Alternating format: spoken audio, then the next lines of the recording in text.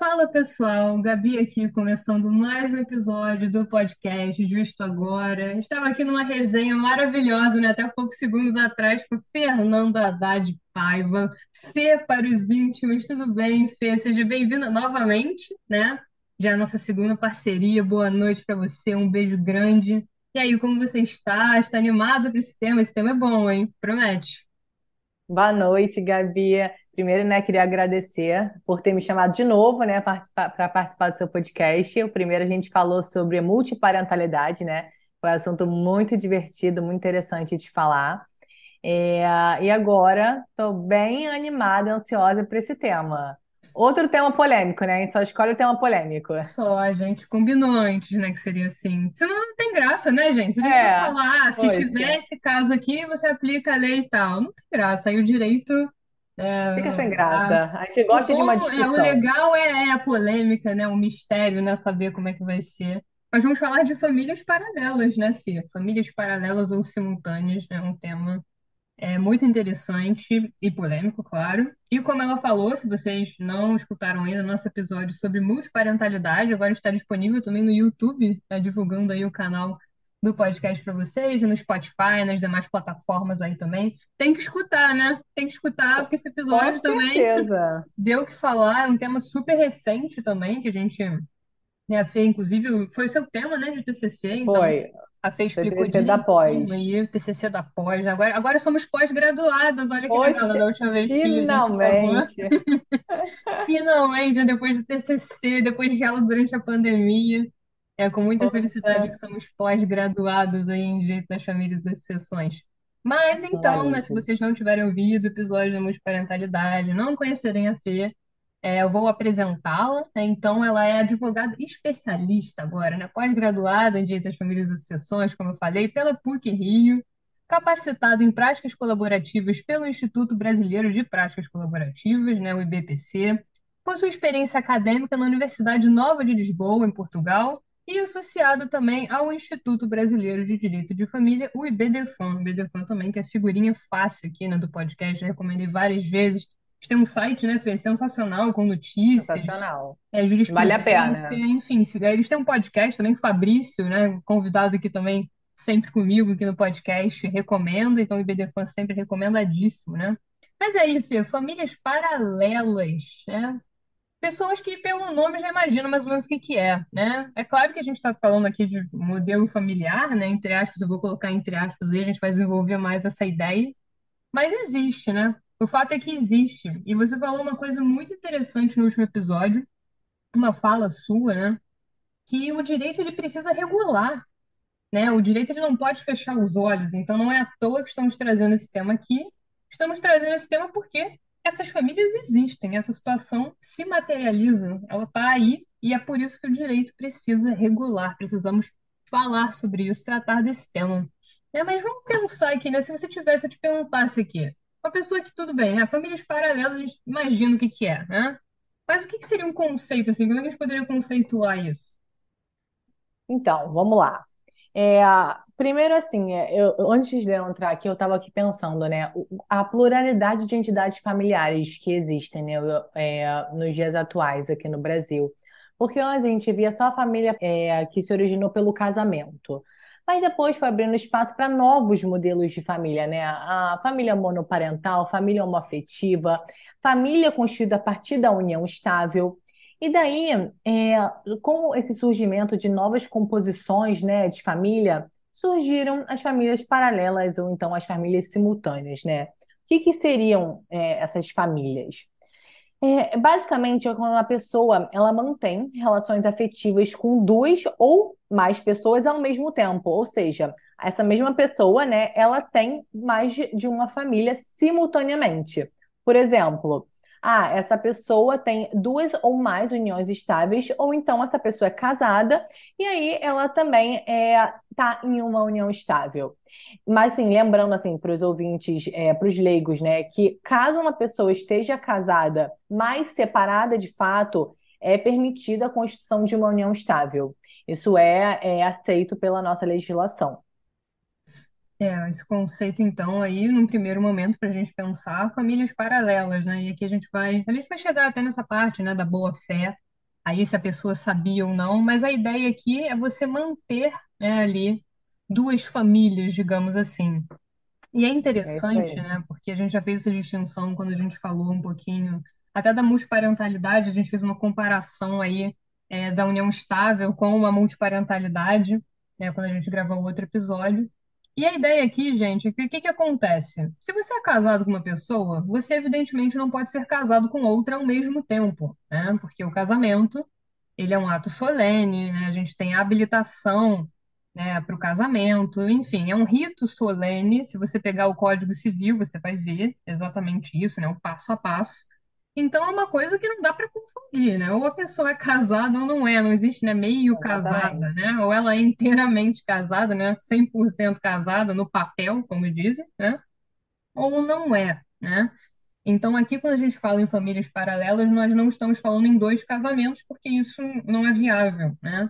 O que a gente fala, como a Fê falou, é a situação em que a pessoa é casada e não separada de fato, né? Porque, como ela disse, se você for casado e estiver separado de fato, ou seja, o que seria de fato ali, né? Isso, Não é uma isso que eu ia situação falar, para gente constituída, né, explicar. jurídica, mas de fato, né, ou seja, uma situação ali, né, real, né? Na real, você não está mais ali com a pessoa, né? Então, se você estiver casado e não estiver separado de fato, e ainda assim mantiver relação, né? Tiver uma relação com outra pessoa fora daquilo ali, você poderia, entre aspas, dizer que seria uma união estável falsa, né? Aí é que a gente vai entrar nessa questão de se é união estável ou não. Mas a ideia aqui é um casamento e uniões estáveis paralelas a esse casamento, seja uma união estável ou mais de uma união estável, ou uma pluralidade de uniões estáveis. E aí eu acho que, no meu entendimento, né, Fê, o desafio maior é nesse segundo caso, né? Quando você tem mais de uma união estável. Porque, como eu falei, se você é casado ali, aquilo é inequívoco, né? Mas em uma união estável, a gente vai enfrentar vários problemas, né? Problemas de prova, por exemplo, do início da união estável. Se constituiu, a gente também já falou um pouquinho nos requisitos para a constituição de uma união estável. Então, esse é o problema, né, quando a gente fala aqui em famílias paralelas. Então, abordado esse conceito, né, falamos também um pouco da separação de fato. Eu acho que até estava falando aqui com a Fê antes da gente começar a gravar, uma questão que a gente tem que passar, né, Fê, antes de mergulhar mesmo, é a questão do princípio da monogamia. Ah, com Porque eu acho que ele certeza. embasa muito essa discussão, né? Por que que entre aspas, não pode, né? A gente não pode pensar, né? As famílias paralelas, né? Já adiantando um pouquinho, né? Não tem uma aceitação jurídica, digamos assim, colocando bem, de uma forma bem coloquial para vocês, né? Isso passa Atualmente, não, com atualmente certeza. não, né? Quando a gente está gravando, ó, é 28 de fevereiro de 2023, né? Estamos gravando esse É. episódio. Isso pode mudar, com Isso pode certeza, mudar a mas qualquer atualmente esse é o momento, né? A qualquer entendimento da momento. nossa jurisprudência, né? Exatamente, exatamente. A gente tem que passar, então, né, Fê? Pelo princípio da monogamia, porque eu acho que esse posicionamento, né, que a gente está trazendo aqui, que é verdade agora, né, de 28 de fevereiro, ele é verdadeiro, né, ele se materializa, acredito eu, muito em função do princípio da monogamia, né, É isso. ligado aí à questão da fidelidade, né, então o que que você pode contar, né, conversar aqui comigo e falar para os ouvintes sobre essa ideia? Então, Gabi, o princípio da monogamia, o que que é, né? Assim, ele não tolera a concomitância das entidades familiares, né? Você não pode, né, ter duas famílias, duas ou mais famílias. E o princípio da monogamia está ligado, né, ao dever de fidelidade recíproca, que é um dos deveres do casamento, assim como o dever de lealdade, que é um dos deveres da união estável. E assim, eu acho importante também a gente falar que a fidelidade, de acordo com o STJ, ela não é essencial para a constituição da união estável. Já foi decidido isso pelo STJ. Mas isso não quer dizer que a monogamia caiu por terra. Muito pelo contrário. Porque se a monogamia tivesse caído por terra, se ela não fosse mais tão considerada assim, provavelmente abriria espaço, né, para a gente falar das famílias simultâneas, das famílias paralelas, o que não é o caso atualmente, né? Exatamente, Fê, né? Embora o STJ tenha se pronunciado, né, nesse sentido, de que a fidelidade, é claro, né, a fidelidade, aqui falando fidelidade junto da ideia de monogamia, né, também estão aí juntos, né, inclusive no meu Exato. TCC, quando eu falei desse tema, né, tive que passar aí pela monogamia, né, a gente não pode falar sobre uma sem falar da outra. Então, embora o STJ tenha se pronunciado nesse sentido, né, dizendo ali que não seria essencial, né, pensar em fidelidade para a construção da união estável, a gente não pode concluir que isso, né, faz com que o princípio da monogamia tenha caído por terra, tenha sido esquecido, desconsiderado. Então, justamente por causa disso, que a gente tem essa vedação, né? Então, a gente não pode falar aí em múltiplas, né, uniões estáveis, ou um casamento com uma união estável, um casamento com várias uniões estáveis, quer dizer, né, a gente não pode partir para isso.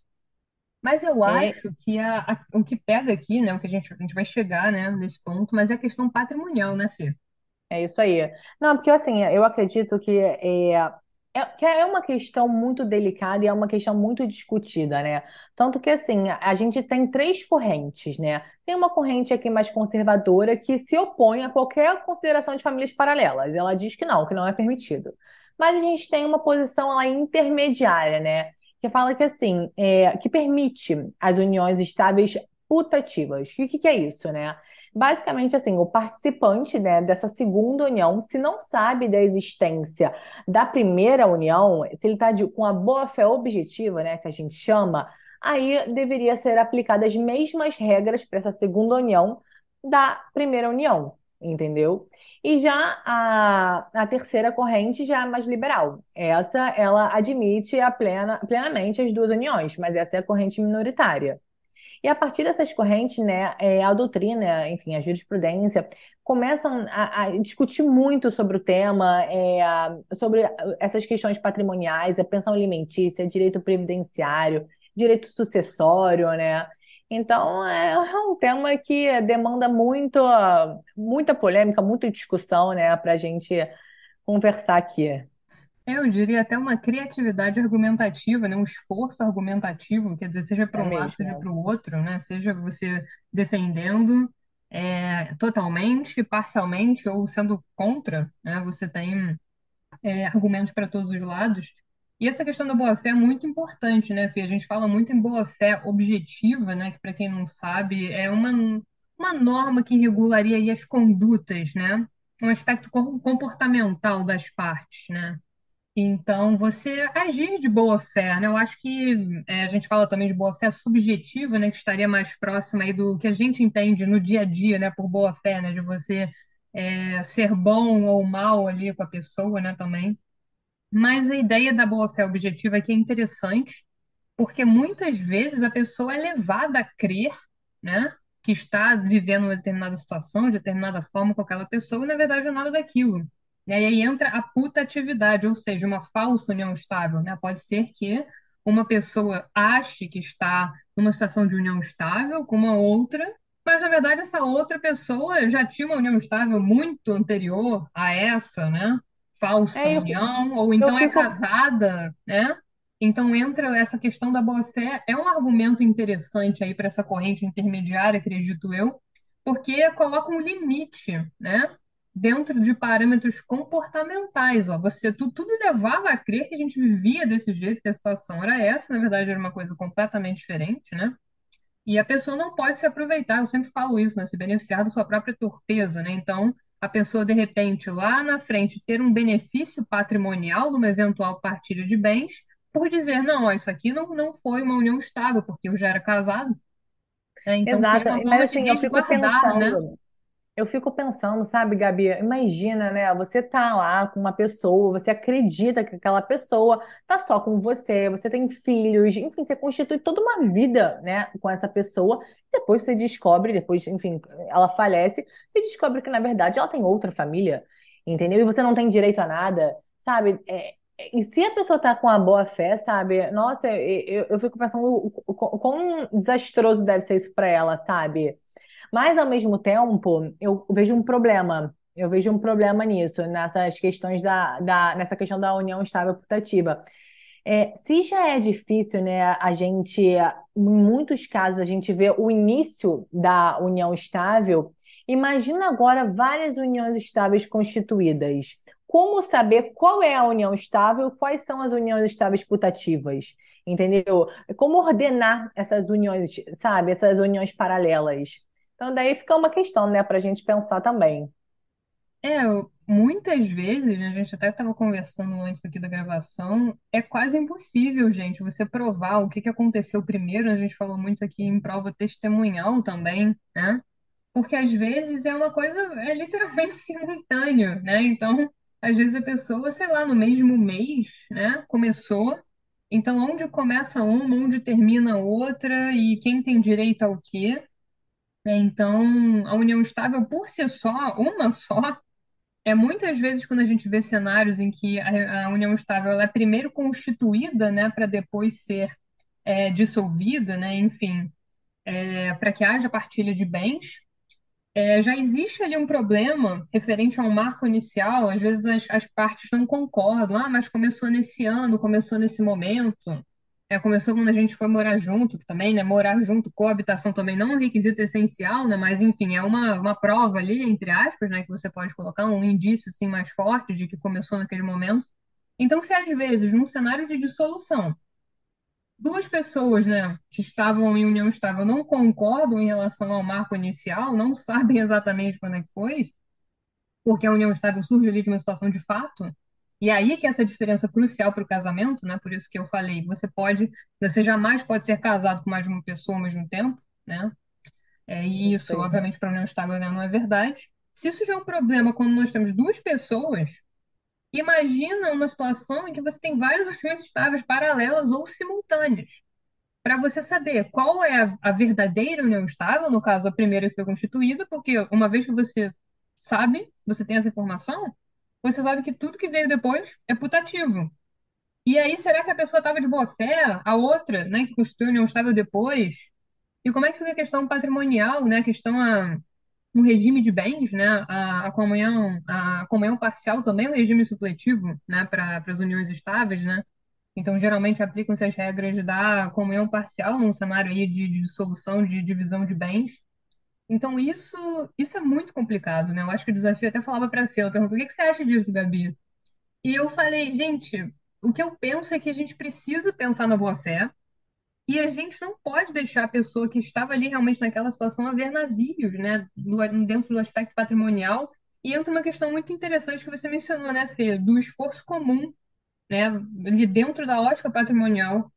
Não, Gabi, com certeza. E antes de falar assim do esforço comum propriamente dito, eu estava lendo aqui esses dias, o próprio Rodrigo da Cunha, ele fala assim, uma coisa muito interessante, né, na verdade. É porque quando você não reconhece, né, essas outras uniões estáveis, esses outros relacionamentos, é como se fosse um prêmio para essa pessoa que foi infiel, né? Porque assim, o patrimônio dessa pessoa fica blindado ao primeiro relacionamento, ao primeiro casamento dela. Então, isso acaba incentivando ele a ter outras relações. Porque, assim, ele não tem nenhuma responsabilidade sobre aquilo. O patrimônio dele está lá, os bens dele estão lá na primeira relação. Então, isso pode acabar fazendo com que ele tenha outras relações, porque os bens não vão para essas outras mulheres, enfim, na maioria das vezes, né? E, inclusive, se não me engano, o Tribunal de Justiça de Minas falou a mesma coisa. Ele diz, o tribunal disse que, assim, se essas famílias paralelas fossem reconhecidas e fossem gerados efeitos, né, evitaria ali irresponsabilidades e o enriquecimento ilícito de um companheiro em desfavor do outro, sabe? Isso eu achei muito interessante. E até a Maria Berenice Dias também disse, assim, quando tem essa simultaneidade ali de relacionamentos, se não for dado efeitos jurídicos, né, por conta desse princípio assim, da monogamia, que ele é muito vivo assim na nossa sociedade, né, isso acaba permitindo o enriquecimento sem causa do parceiro que foi infiel, né, o parceiro que foi infiel nessa primeira relação, entendeu? Então a pessoa que batalhou, que estava ali junto e tal, mas que fazia parte dessa segunda relação, ela não tem nenhum direito, né? Então, esse parceiro infiel fica sem responsabilidades.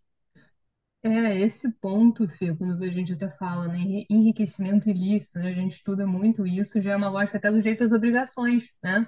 Eu acho que a questão ela É. vai ficando mais delicada, vai assumindo outros contornos e a gente vai buscando ferramentas dentro do ordenamento, né, dentro da lógica, entre aspas, do direito, né, para que a gente possa resolver. Porque essa situação ela existe, ela precisa ser resolvida, né? Eu acho que o cerne é esse. Então, É, pensar realmente nessa blindagem. E, de novo, né, a pessoa não pode se aproveitar da sua própria torpeza. A pessoa sabe que ela está fazendo uma coisa errada, que aquilo ali não é uma coisa permitida ali pelo ordenamento jurídico, e vai blindar o seu patrimônio. Quer dizer, isso já, por si só, seria um argumento aí favorável a de repente, a gente atenuar um pouco essa blindagem patrimonial, né, pensando aí numa futura partilha de bens. Então, é interessante. A gente vai deixar essas referências, né? O Rolf Madaleno também Isso, a gente aborda esse deixa assunto, assim. né, falando das famílias paralelas ou simultâneas. E tem uma solução aqui, Fê, eu queria até saber o que que você pensa dela, que eu acho minimamente, eu diria, não digo curioso, né, mas acho que ela se encaixa perfeitamente com o que você falou das correntes, né, porque, claro, tem as pessoas que Uhum. são, né, totalmente contra, totalmente a favor e um meio termo aí, né. E a gente tem aqui, entre uma das possíveis soluções que a gente pensa, né? Nós estamos pensando em resolver o problema. Seria uma triação. Triação, né? Para quem não sabe, meação, né? Quando a gente fala em meação aí, pensamos, né, em partilha de bens, a divisão, né? Dos cônjuges, né? Principalmente, vem logo na cabeça. Meação, dividir ali pelos dois, né? Triação, então, seria uma meação com três pessoas, né? Aí Hum. a pessoa a pessoa que estava na relação, né, paralela ou simultânea também participaria aí da divisão de bens. E isso também ficaria um pouco, talvez difícil na prática, né? O que que você pensa dessa triação como uma solução? Você acha que é uma boa solução? E isso entra muito na questão do esforço comum também, né? Olha, eu acho que assim, é um assunto muito difícil de eu falar assim, concordo, discordo. Eu acho que assim, depende muito do caso. Eu acho que assim, são alguns aspectos aí que a gente tem que considerar, sabe? Primeiro, é, uma. Vou falar mulher e homem, tá? Mas enfim, gente, relações homoafetivas, heteroafetivas, enfim, tanto faz. O que eu quero dizer é assim. Supondo que é um relacionamento, um homem é casado com uma mulher e ele tem uma mulher fora do casamento, tá? Esse é o exemplo. Se essas duas mulheres elas souberem da existência uma da outra, eu já acho que esse é um ponto bem relevante para considerar. Eu acho que um outro ponto que a gente tem que pensar bastante, assim, se o patrimônio, a maior parte desse patrimônio foi adquirido já durante a constituição dessa segunda relação, e se teve também uma ajuda relevante dessa segunda mulher, eu acho que é muito importante a gente, de fato, pensar na triação, porque eu fico pensando no enriquecimento ilícito, né, injusto com essa segunda mulher. Entendeu? Só o homem e a primeira mulher eles têm direito e a segunda, entendeu? É a questão da boa-fé da mulher. Enfim, eu acho que são tantos aspectos importantes para considerar. Não vou falar nem que sim, nem que não. Entendeu? Se eu sou a favor ou contra. Eu acho que, assim, tem uns aspectos aí que eu falei agora que eu acho que a gente tem que pensar, tem que analisar para de fato falar que essa segunda pessoa teria direito ou não. E a prova do esforço comum, eu acho que é um aspecto extremamente relevante. Inclusive, tem até a súmula 380 do STF, né, Gabi? Que fala assim, ela não está, né, enquadrada assim no direito das famílias, ela já está na verdade no direito obrigacional, né? E que fala que assim, se foi comprovada nessa existência de sociedade de fato entre os concubinos, né, em uma dissolução judicial, essa partilha do patrimônio vai ser analisada diante do esforço comum. Entendeu? Então, o esforço comum aí entrou muito em voga, sabe? E eu acho que, de fato, é muito importante para a gente pensar o esforço comum no direito das famílias também. Exatamente, filha. Até mencionar essa súmula, é uma súmula bem importante, a gente deixa ela também nas referências, quando a gente pensa em esforço comum e na boa-fé. É um assunto, é impossível, né? Eu diria que é impossível a gente bater o martelo e dizer que sim, né, ou não. É. Mas eu acho, sim, que algumas das... O que a gente pode fazer aqui é trazer os argumentos e pensar, tudo bem, o que que a gente pode levar em consideração para, de repente, facilitar uma decisão num caso desse, né? Então, a gente falou aqui a boa-fé objetiva, que também pô, a gente pode puxar para a questão da confiança, né? A tutela da confiança, né? São questões também que andam muito próximas aí. A gente pode pensar também no esforço comum, né? Que, como a Fê colocou, é claro, você precisa analisar se aquela pessoa, né? Se a segunda mulher, né, no exemplo que ela deu, ela realmente houve um esforço ali, houve uma contribuição efetiva na construção do patrimônio, né? A gente vai buscar lá no início, né, como é que começou, como é que foi essa construção. Se isso acontece de forma efetiva, aí sim a gente tem que pensar. Não, então como é que você vai fazer uma partilha em que você exclui essa pessoa, completamente? Como é que fica a questão do enriquecimento ilícito que também acaba sendo compreendida em conjunto com essa relação do esforço comum, essa prova do esforço comum. Que também não é uma prova fácil, né, Fê? Acho que são várias provas que são complicadas, Com né? Eu acho certeza que não é fácil. o que deixa tudo muito complicado também é o aspecto probatório, né? Eu fiz uma pesquisa recente, quando eu fiz meu TCC da pós, né, de família e sucessões, o trabalho de conclusão de curso, em que eu observei que o aspecto probatório na amostra que eu estava analisando, para a situação específica que eu estava analisando, era fundamental para procedência ou para improcedência, a ponto de o conjunto ali carreado aos autos, né, quer dizer, a avaliação ali das provas, né, usei aqui um juridiquês terrível agora, né, mas basicamente a avaliação de tudo que tinha sido trazido, né, tudo que tinha sido levantado, determinaria, né, se seria um sim ou não, uma procedência ou uma improcedência. Então, a prova aqui é muito importante. E a prova, eu diria, né, tanto da Constituição da União Estável, da data ali, e agora pensando também em esforço comum, né? E eu acho que é legal a gente destacar, né, Fê, que felizmente, a gente está falando muito aqui da figura, né, no caso do exemplo que ela deu, da mulher, né? Ou da pessoa, né? Enfim, quem quer que seja que sofra com isso, né? Essa questão de uma união estável, paralela, por exemplo. Porque um filho, não existe mais aquela coisa de um filho ilegítimo ou legítimo, né? Então, se vamos supor que a pessoa seja casada, não seja separada de fato e tenha uma união estável paralela, por exemplo, e haja filhos, né, tanto do casamento quanto da união estável, são irmãos, né? São crianças, né? Enfim, pessoas que terão os mesmos direitos. A gente pode falar, por exemplo, de pensão alimentícia, a gente pode falar de direitos sucessórios, enfim, outras questões que são direitos que se manifestam tanto para uma pessoa quanto para outra. Isso aí, felizmente, a gente não tem mais essa distinção, porque até isso antigamente tinha, né? Tinha o filho ilegítimo, né? Que existia essa Exato, agora distinção não aí. tem mais distinção entre os filhos, Agora não graças tem a Deus. distinção, né? Então, na verdade, o cerne aqui, né? O X da questão é a mulher ou o homem, a pessoa que se encontra nessa situação, a pessoa que foi prejudicada, né? Seja porque estava de boa fé, não nem sabia, né?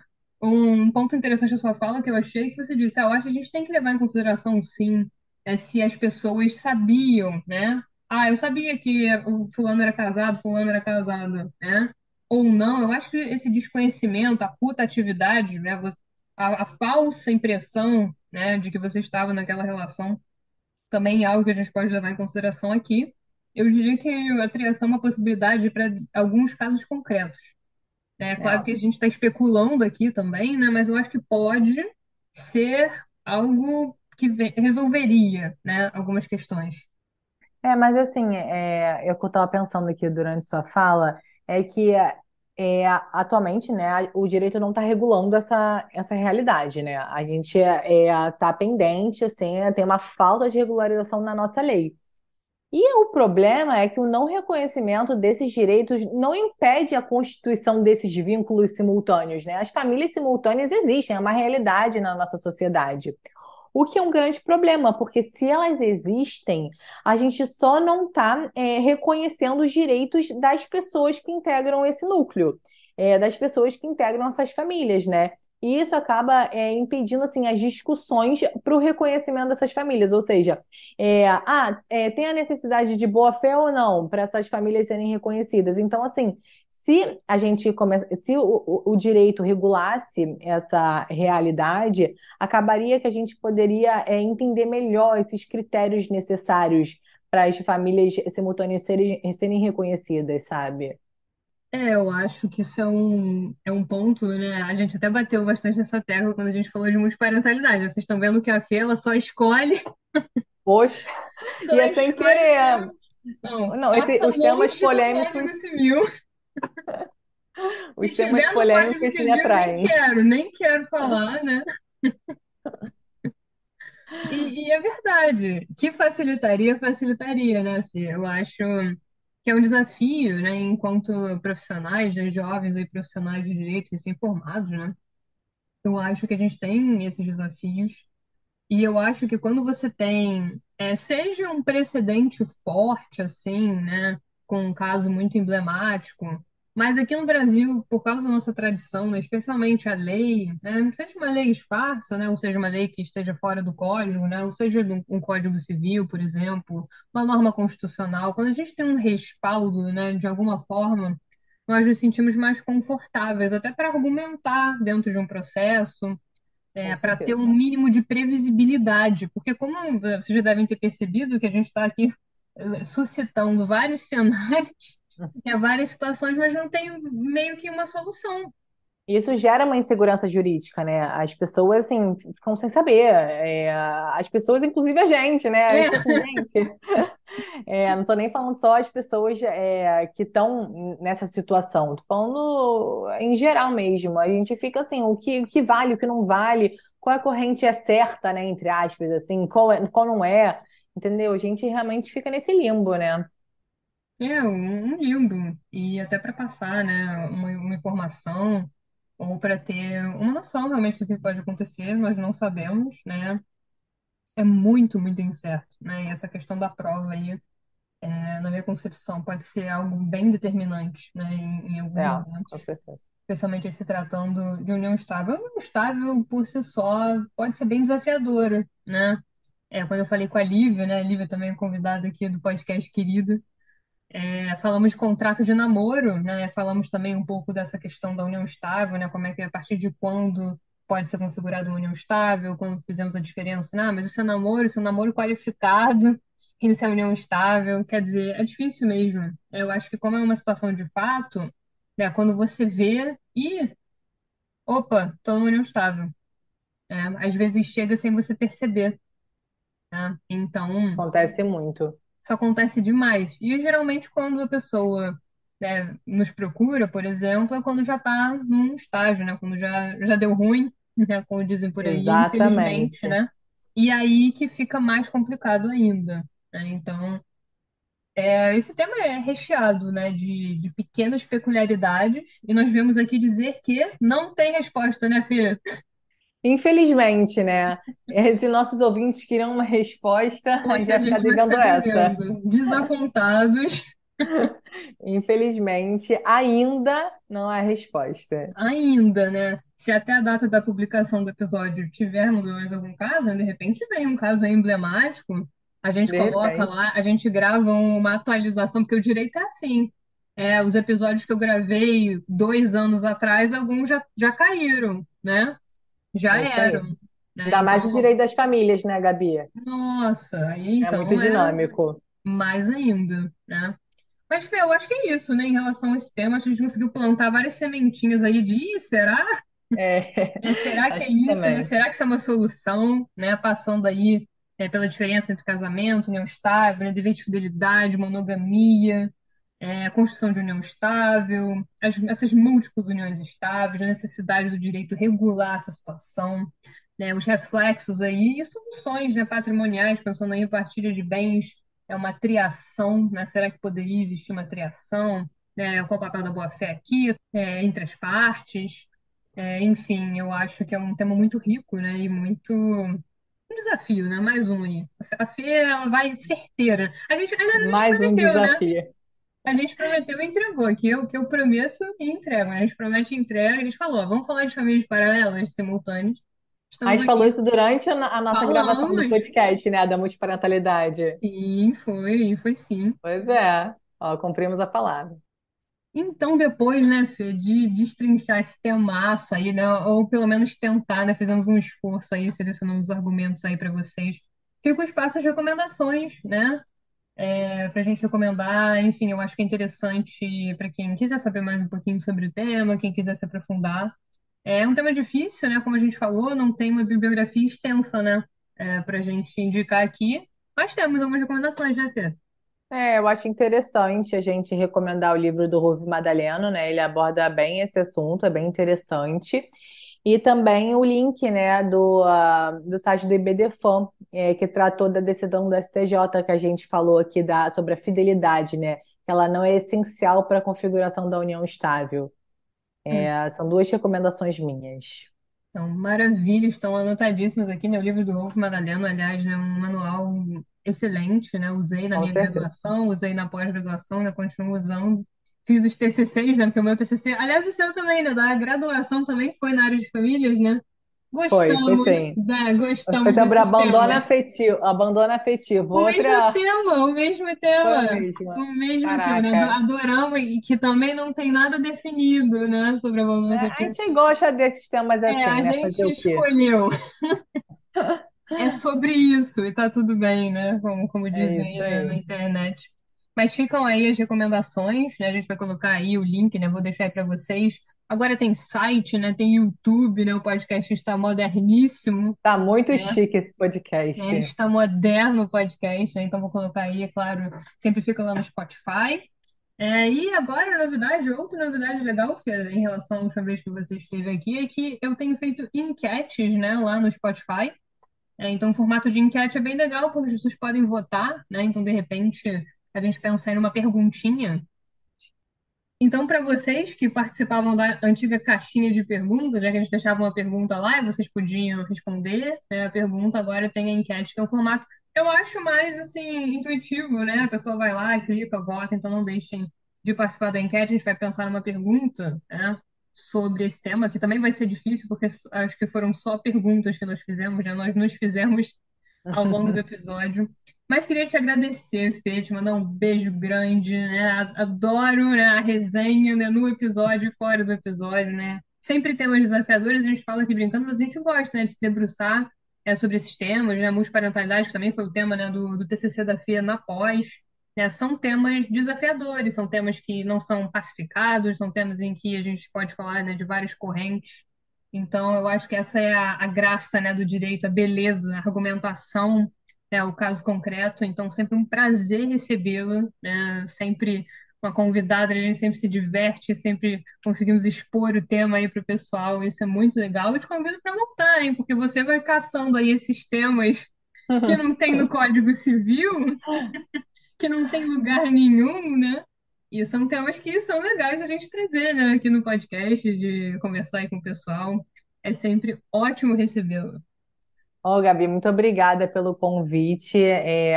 Nas nossas duas conversas, né, foram super interessantes. Amei participar aqui, do seu podcast. Estou amando ver sua evolução aqui, tá demais mesmo. Estou super acompanhando. E eu já aceitei. Convite para a próxima, tô dentro. Olha, Vamos pesquisar aí temas bem interessantes para a gente abordar bastante e conversar. E dar muita risada, né? Porque no backstage, meu Deus. A nossa, gente ri muito. o É backstage, muito o gostoso backstage conversar.